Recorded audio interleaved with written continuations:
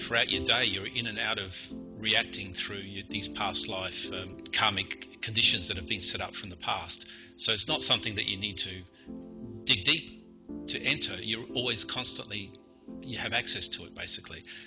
Yeah, and yet most people are just totally unaware that that's what's going on.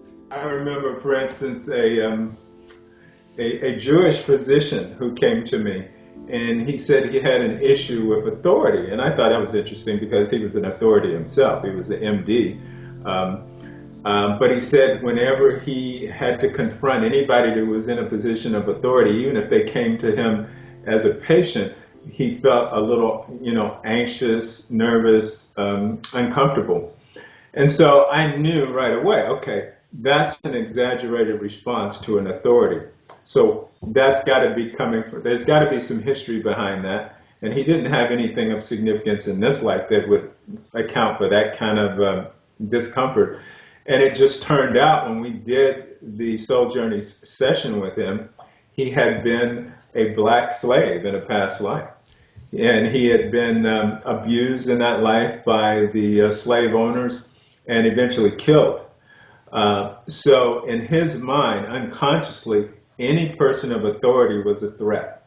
And unconscious would tell him when he was in the face of any authority that I could die, And that's something that happens regardless of our conscious awareness.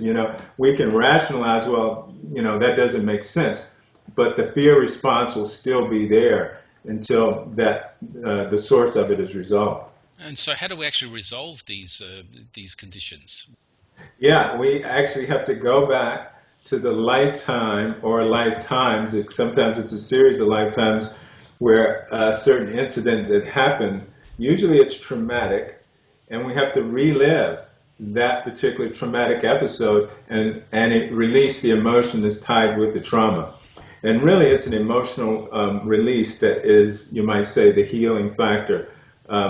A lot of times, for instance, a hypno-regressionist will take a person back in the past life and they'll get the story.